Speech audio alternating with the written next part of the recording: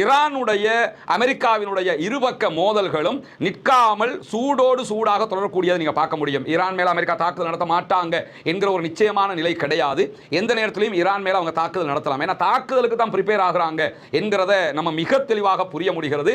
அந்த அடிப்படையில் தான் தற்போது அவர்கள் இரண்டாவது வார்ஷிப்பையும் அனுப்பி இருக்கிறார்கள் மத்திய கிழக்கு என்கிறத நம்ம புரிந்து கொள்ள முடியும். இப்படியான சூழல்ல தான் ஈரானுடைய உச்ச ஆன்மீக தலைவர், ஷியா மத தலைவராக இருக்கக்கூடிய ஆயத்துல்லா அலி ஹாமனியினுடைய பிரதிநிதியும் உச்ச தேசிய பாதுகாப்பு கவுன்சிலுடைய ஜெனரல் செக்ரட்டரியுமாக செயல்படக்கூடிய அலி ஷம்கானியை இன்றைக்கு அல் ஜசீரா அரபு தளம் ஒரு பேட்டி எடுத்திருக்கிறது. அந்த பேட்டியில அவர் ஈரானுடைய தற்போதைய நிலைப்பாடு தொடர்பாக சொல்லியிருக்கிறார். ஏன்னா இவர் தான் அங்கே இருக்கக்கூடிய உச்ச பாதுகாப்பு கவுன்சிலுடைய ஜெனரல் செக்ரட்டரியாக இருக்கிறதுனால பலத்த அதிகாரம் கொண்ட ஒரு நபராகவும் இவர் இருக்கிறார். ஆயத்துல்லா அலி ஹாமனிக்கு ரொம்ப விசுவாசமான ஒரு ஆளாகவும் இருக்கிறார்.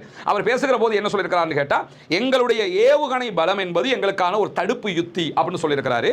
எங்களை தாக்க வருபவர்களை தடுப்பதற்காகத்தான் நாங்க ஏவுகணைகளை உருவாக்கி கொண்டிருக்கிறோம். எனவே எங்களுடைய ஏவுகணைகளை நிறுத்த சொல்றது அல்லது அழிக்கணும் என்று சொல்றது ஒரு ரெட் லைனாகத்தான் நாங்க பார்க்கிறோம். அதை எக்காரம் கொண்டும் நாங்க செய்ய மாட்டோம். அதை பேச்சுவார்த்தைகளுக்கு உட்படுத்துவதையும் நாங்கள் விரும்பவில்லை என்றாங்க. பேச்சுவார்த்தை வந்தா கௌரவமாக நடத்தப்படணும், நீதியாக நடத்தப்படணும், குறைந்த நிபந்தனைகள் விதிக்கப்படணும் அப்படிங்கிறாரு. நீ அதை செய், இதை செய், அதை செய்யு சொல்லக்கூடாது. நீ ஒன்று சொல்லக்கூடாது, நாங்கள் ஒன்று சொல்லுவோம். இந்த மாதிரி இருக்கணுமே தவிர இல்லைன்னா பேச்சுவார்த்தை தோல்வி அடைஞ்சிரும் என்று சொல்லக்கூடிய அலி ஷம்கானி என்ன சொல்றாருன்னு கேட்டா, அவரிடத்துல சில முக்கியமான கேள்விகளை அல் ஜசீரா கேட்கிறது. அதுல முக்கியமான ஒரு கேள்வி என்னன்னு கேட்டா, சமீபத்தில் ஈரானுடைய மிக உயர்ந்த பாதுகாப்பு அமைப்பான உச்ச தேசிய பாதுகாப்பு கவுன்சிலுடைய ஜெனரல் செக்ரட்டரியாக நீங்க நியமிக்கப்பட்டிருக்கிறீங்கன்னு சொல்லி எங்களுக்கு செய்திகள் கிடைக்கிறது.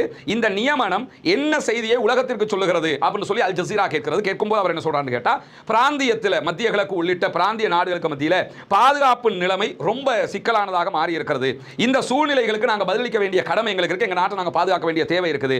அந்த அடிப்படையில் எங்களுடைய பாதுகாப்பு அமைப்புகள் எல்லாவற்றையும் ஒருங்கிணைப்பதும் துல்லியமான முடிவுகளை உடனுக்குடன் எடுப்பதும் தேசிய மட்டத்தில் இருக்கக்கூடிய எங்களுடைய ராணுவ திறன்களை அதிகப்படுத்துவதும் தான் நான் ஜெனரல் செக்ரட்டரியாக நியமிக்கப்பட்டதனுடைய நோக்கமாக இருக்கிறது.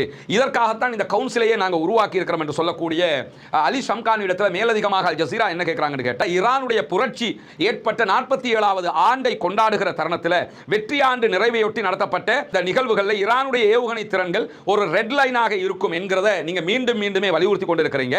இந்த ரெட் லைன்ங்கிறது எப்படி வரையறுக்கிறீங்க? இதனுடைய லிமிட்டேஷன் என்ன அப்படின்னு சொல்லி ஒரு அற்புதமான கேள்வியை கேட்டிருக்காங்க. அதற்கு அவர் பதில் சொல்லும்போது என்ன சொல்றாருன்னா, ஈரானுடைய ஏவுகணை திறன்கள் நாட்டினுடைய பாதுகாப்பு கோட்பாட்டின் உறுதியாக நிறைவேற்றப்பட்ட ஒரு அங்கமாக இருக்கிறது. ஈரான்ல இருக்கக்கூடிய பாதுகாப்பு பலமே என்னன்னா எங்களுடைய